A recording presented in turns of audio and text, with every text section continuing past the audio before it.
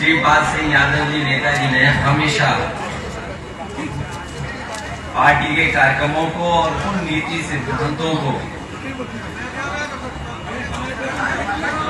आप लोगों तक पहुंचाने का पूरा जीवन भर काम किया। वो हमारे पार्टी के लिए पूरे समर्पित नेता रहे। आज जब मुझे उनकी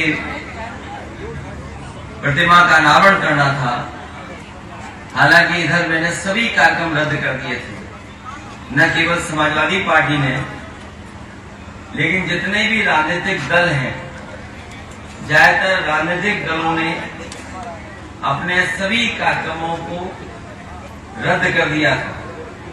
लेकिन क्योंकि ये हमारे समाजवादी पार्टी के और यहाँ के बहुत ही पुराने साथी रहे, बुजुर्ग, कई बार मैंने इनका कार्यक्रम दिया था, किन्हीं कारणों में नहीं पहुंच पा रहा था। तो ये जो कार्यक्रम है वो किसी व्यक्ति के प्रति सम्मान प्रकट करने का कार्यक्रम है। इसलिए मैंने कहा कि अगर सम्मान प्रकट करने का कार्यक्रम है, वो आज हमारे बीच नहीं है, बार बार किसी के कार्यक्रम को बदलना ठीक नहीं है। इसलिए मैंने कहा कि ये कार्यक्रम जहां और बदले हैं, हमारी पार्टी के हमारे बुजुर्ग श्रीपाद सिंह यादव जी की प्रतिमा का अनावरण मैं कर करके, जो फौज के लोग हैं बहुत अनुशासित रहते हैं, जीवन भर ट्रेनिंग पाते हैं और जीवन भर कमांड मानते हैं, जो कमांड दे दी गई वो कमांड मानते हैं। इतनी बहादुर फौज दुनिया में किसी के पास नहीं जितनी भारत के पास है। हमारी न केवल फौज बहादुर है, बल्कि समय समय पर जो जोखिम उठाती है और इतनी कठिन परिस्थितियों में जो सीमा की सुरक्षा करते हैं, शायद दुनिया में ऐसे बॉर्डर नहीं होंगे। एक तरफ कहां जहां गर्मी में कभी कभी 50 डिग्री तक टेम्परेचर चला जाता है, और दूसरा हिस्सा अगर हम बॉर्डर का देखें, कारगिल और उसके ऊपर का हिस्सा, वो कभी कभी 60, -60, -70, -50।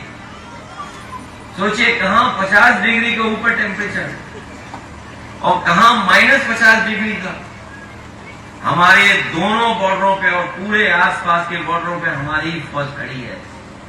ऐसी परिस्थितियां दुनिया में किसी फौज के पास नहीं है, न ऐसी कठिन परिस्थितियों का सामना करना पड़ता है जैसा हमारी फौज का सामना करना पड़ता है।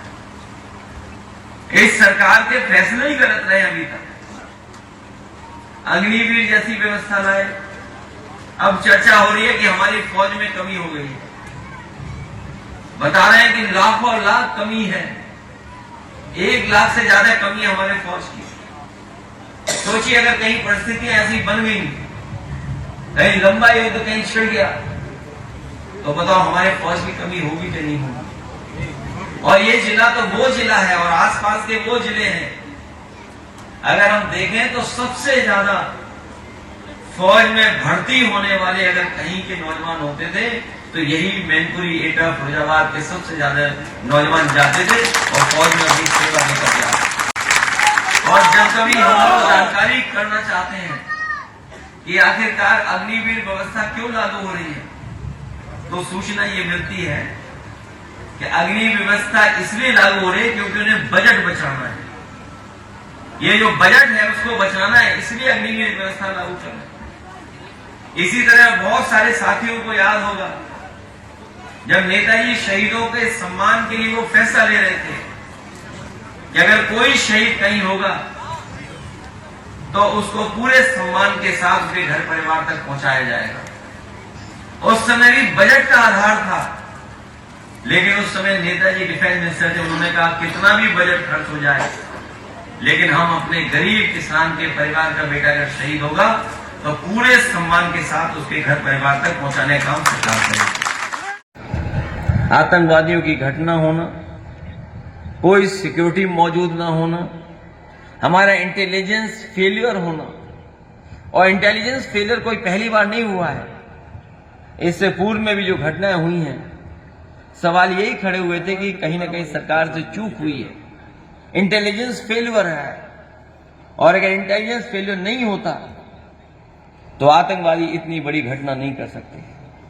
जहां पर चप्पे चप्पे पर फौज है, केवल फौज के साथ साथ अलग अलग जो एजेंसीज होती है वो भी सब काम कर रही हैं। देश की जितने भी इंटेलिजेंस एजेंसीज हैं सब पहले से काम कर रही हैं वहां पर। उसके बावजूद भी अगर ऐसी घटना हो जाती है तो हम सब लोग, समाजवादी लोग और पूरे देश की जनता भारतीय जनता पार्टी की सरकार के साथ हैं।